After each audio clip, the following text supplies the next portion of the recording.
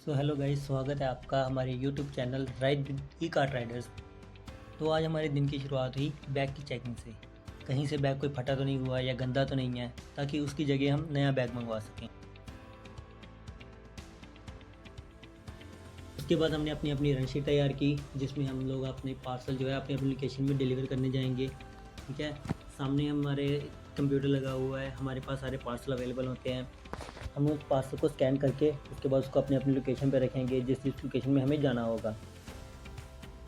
तो हमारी run sheet बिल्कुल तैयार है और ये रहे हमारे पार्सल।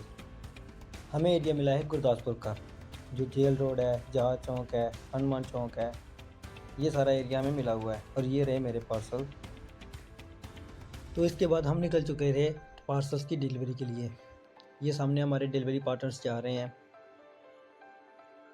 तो ये रही मेरी लोकेशन जिसमें मुझे पार्सल डिलीवर करने हैं। जो हमारा दूसरे पार्टनर्स हैं हमारे, वो दूसरी अलग अलग लोकेशन पे सभी जा चुके हैं।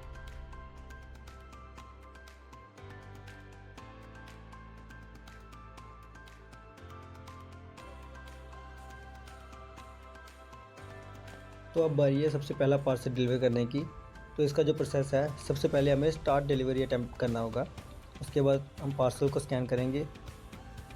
पार्सल स्कैन करने के बाद हम कंफर्म कर देंगे। हमें तय करना है कि वो कैश होगी या ऑनलाइन पेमेंट।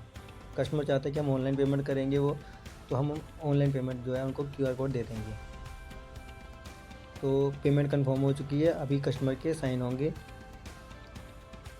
जैसे ही कस्टमर के साइन होंगे तो ये पार्सल जो है वो डिलीवर हो जाएगा। तो इसी के साथ हमारा पहला पार्सल जो है वो डिलीवर हो चुका है। तो अभी हम बढ़ेंगे अगली पार्सल की ओर। उसकी हम लोकेशन ट्रैक करेंगे कि वो पार्सल जो है वो किस लोकेशन में है। तो इसकी तो बहुत सारी लोकेशन शो हो रही थी।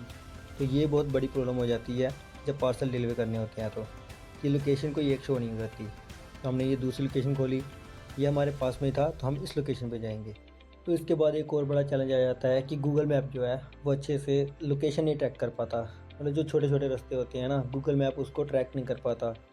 उसको लगता है कि ये अच्छा रास्ता है, यानी कि ये सही रास्ता है, लेकिन असल में ना वो रास्ता वहाँ पर होता नहीं है। तो ये बहुत बड़ी प्रॉब्लम आ जाती है जब हम पार्सल डिलीवर करते हैं।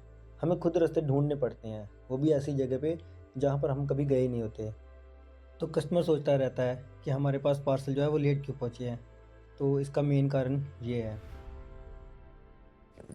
तो लोकेशन पे पहुंच के हमने कस्टमर को कॉल की, तो कस्टमर ने बोला कि हमें ये पार्सल नहीं चाहिए। तो हम उसमें कुछ नहीं कर सकते, क्योंकि ये कस्टमर का डिसीज़न होता है। तो हमें ये कैंसिल करना पड़ेगा। तो हमने उसका जो पार्सल है वो रिजेक्ट कर दिया, ऑर्डर रिजेक्ट बाय कस्टमर करके। उसको 4 डिजिट का एक नंबर गया और हमने वो कोड डाल के उसका जो पार्सल है वो रिजेक्ट कर दिया। तो ये भी एक हमारे लिए मतलब होता है कि हमारा तेल खर्च होता है, लेकिन हमें उसके पैसे नहीं मिल पाते।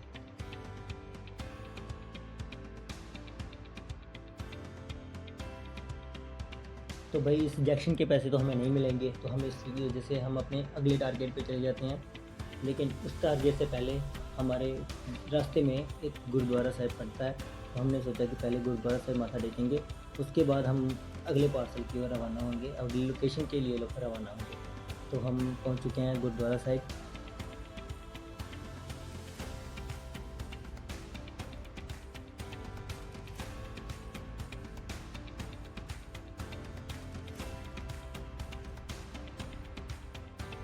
तो गुरुद्वारा साहिब माथा टेकने के बाद हम निकल चुके थे अपनी नेक्स्ट लोकेशन पर। लेकिन अभी यहाँ पर हमारे साथ कुछ बहुत बुरा होने से बच गया। लिटरली भाई बहुत बुरा होने वाला था। एक छोटा सा बच्चा हमारी स्कूटी के आगे आ जाता है भागता हुआ।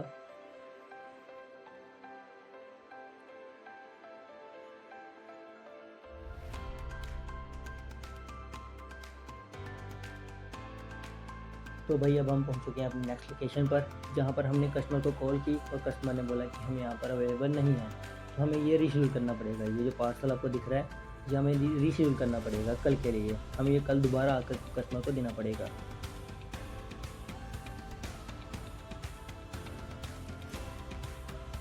तो भाई ये एक पार्सल आया था, ये ओपन बॉक्स डिलीवरी थी। तो कस्टमर ने इसको ओपन किया, लेकिन बीच में से ये खाली निकला।